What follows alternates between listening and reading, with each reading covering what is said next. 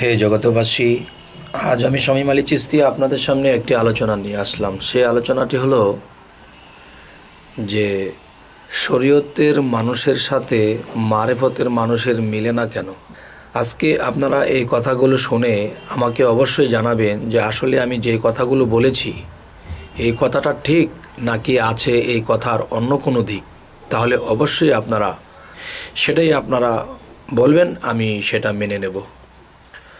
আচ্ছা, এখন কথা হলো যে শরীয়ত হলো শরীয়ত, তরিকত, হাকিকত ও মারফত, এই চারটা স্তর। তাহলে এটা সাংস্কৃতিক ভাষায় বলা হয় স্থল, প্রবত্ত, সাধক, সিদ্ধি। যেমন একটা মানুষ মুসল্লি, নামাজ, রোজা, হজ, জাকাত এর বেশি সে বোঝে না, এটাই সে করতেছে, এ হলো একটা বিষয়। প্রবত্ত বলতে একটা মানুষের যখন স্বাবলম্বী একটা জ্ঞান হয় যে নারী এখন তো মুর্শিদ ধরতে হবে, কোরআনেও আসছে মুর্শিদ ধরার কথা, এটা আমাদের ধরতে হবে, তাই তারা ধরে। তখন তারা স্থল থেকে প্রবত্তে পৌঁছালো। আচ্ছা, স্থল, প্রবত্ত, এরপরে সাধক, যারা মুর্শিদ ধরার পরে আল্লাহকে পাইবার জন্যে সাধনা করতেছে, এ হলো স্থল, প্রবত্ত, সাধক। এবং সিদ্ধি, যেমন সিদ্ধি হলো দেখা যাচ্ছে যে সাংস্কৃতিক ভাষায় সিদ্ধি, আর আমাদের বাংলা ভাষায় বলি পবিত্র। আর পবিত্র বা পরিষ্কার বা শুদ্ধ। এবং সাংস্কৃতিক ভাষায় সিদ্ধ পুরুষ মানে পবিত্র পুরুষ, আর সুফি বলা হইতেছে আরও একটি ভাষায়, সুফি অর্থাৎ পবিত্র। যাই হোক, তো আজকের যে আলোচনাটি আপনাদেরকে বোঝাতে চাবো সেটি হলো যে শরীয়তের মানুষের সাথে তরিকতের মানুষের কেন মিলে না, কেন একজন একজনকে হিংসা করে চলে, একজন একজনকে দেখতে পারে না। যদি কেউ মুর্শিদ ধরে তাকে ভণ্ড বলে, আর যারা মুর্শিদ না ধরেছে তারা ভালো, তাদেরকে কেউ ভণ্ড বলে না। আসলে মূলত যে ভণ্ড সে কিন্তু অন্যকে ভণ্ড বলে।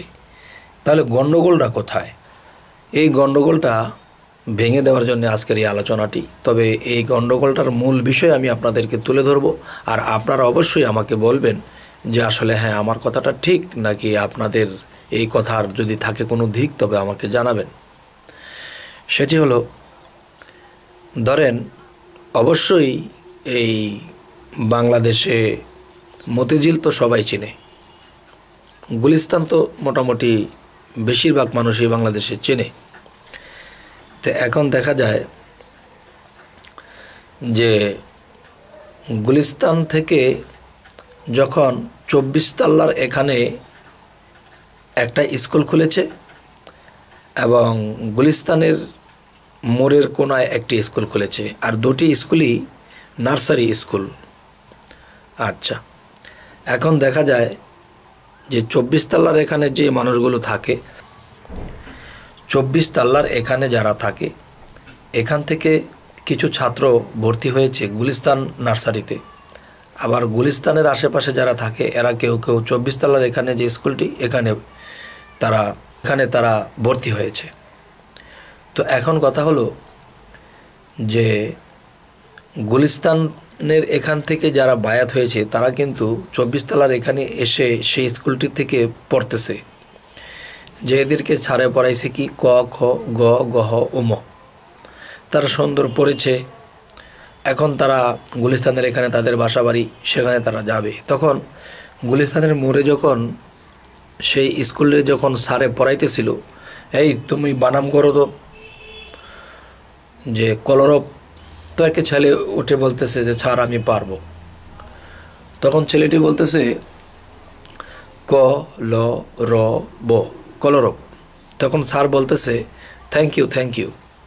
এখন 24 তাল্লার এখানে যে স্কুলটি সেখান থেকে পড়ে যখন বাচ্চারা সেখানে চুকি দিয়েছিল, তারা বলতেছে যে স্যার আপনার সাথে একটু কথা। কি আপনাকে জিজ্ঞাসা করলেন, তিনি সেই আপনার ছাত্র বলল ক, ল, র, ব, আপনি থেকে থ্যাংক ইউ দিলেন।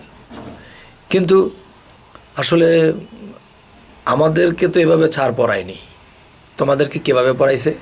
আমাদেরকে পড়াইছে ক, খ, গ, গহ, উম, আমাদেরটা বইয়ে আছে এবং সিরিয়াল ঠিক আছে, কিন্তু আপনি যে পড়াইলেন এটা তো কোনো সিরিয়াল টেকনিক, কয়ের পরে ল, লয়ের পরে র, এটা তো আসলে মিল নেই। কিন্তু আপনার পড়ানো তো ঠিক হলো না, এটা তো বইয়ের মধ্যে নেই।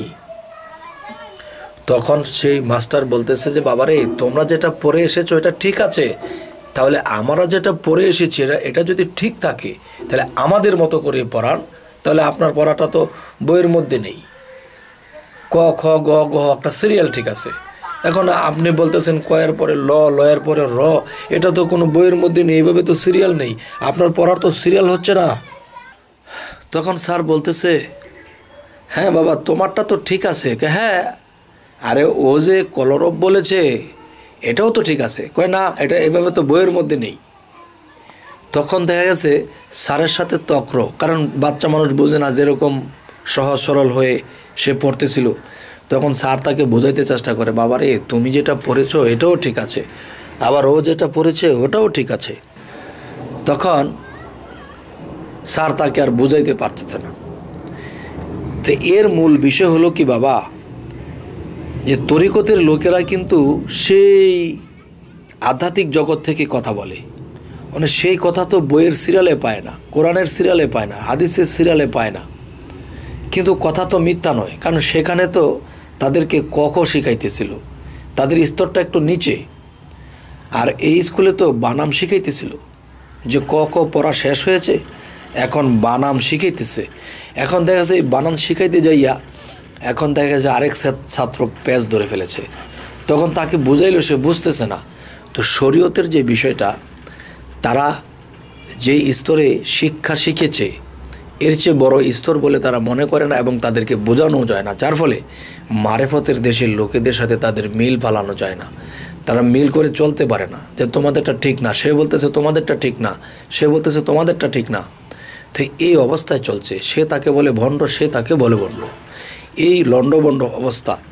এখন এগুলো, এই যে বিষয়গুলো আপনাদেরকে সামনে তুলে ধরলাম, তো অবশ্যই আপনারা আমাকে বোঝাবেন যে আসলে বিষয়টাকে আমি সঠিক বোঝাতে পারলাম কিনা, যে শরীয়ত ও মারেফতের লোকেদের সাথে কেন মিলে না, তরিকতের লোকেদের সাথে কেন মিলে না, এটা অবশ্যই আপনারা আমাকে কমেন্টে জানাবেন। তবে হে জগতবাসী, আমাদের এই চ্যানেলের আলোচনা যদি আপনাদের ভালো লাগে তো অবশ্যই সাবস্ক্রাইব করবেন, এবং পরবর্তীতে আমাদের নিত্য নতুন ভিডিওগুলো আপনাদের কাছে পৌঁছে যাবে। তো আজ এই বলে রাখবো, সকলে ভালো থাকবেন। আল্লাহ হাফিজ।